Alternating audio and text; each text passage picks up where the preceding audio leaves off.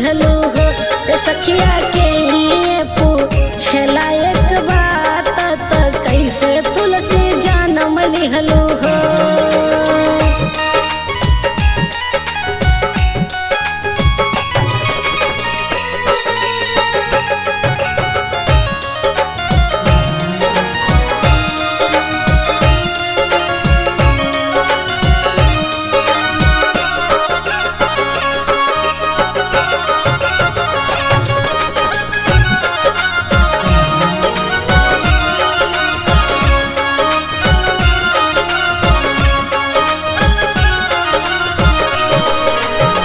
कार्तिक महीनावा एकादशी के तुलसी के बियाह भइले हो। कार्तिक महीनावा एकादशी के तुलसी के बियाह भइले हो। सखिया पंडित पूछले एक बात कैसे के तुलसी जन्म लिहलू हो। सखिया पंडित पूछले एक बात कैसे तुलसी जन्म लिहलू हो।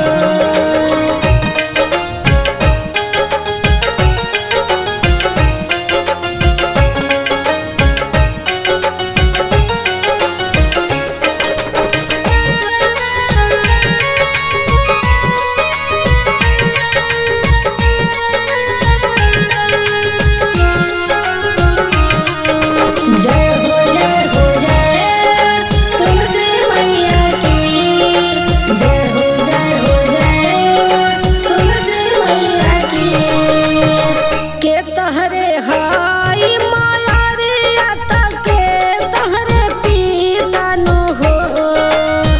के तहरे हाई मायारिया तके तहरे पीतानु हो।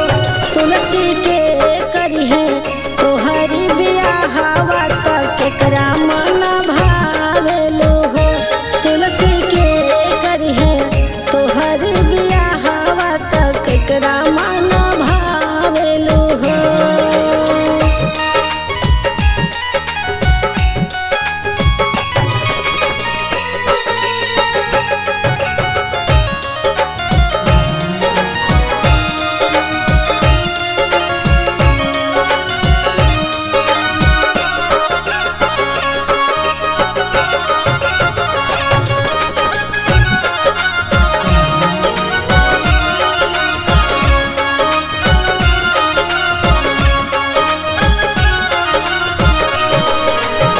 धरती हाई हमारी मायारिया त ब्रह्मा हमरे पीतानु हो।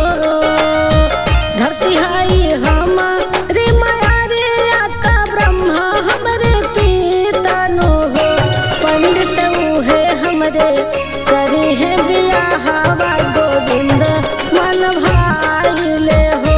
पंडित उहे हमरे करी है बियाहवा गोविंद मन भाइले हो।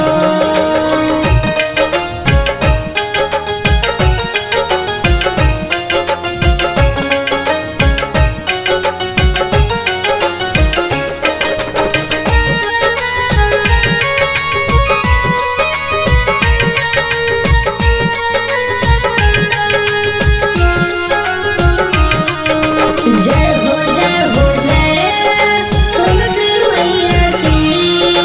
जय हो जय तुलसी मैया की। गजमती चौका पुराइला कलश धराइला हो। गजमती चौका पुराइला कलश धराइला हो। सखिया होई गईले तुलसी विवाह गोविंद संग चल गईली हो। सखिया होई गईले तुलसी विवाह गोविंद संग चल गईली हो।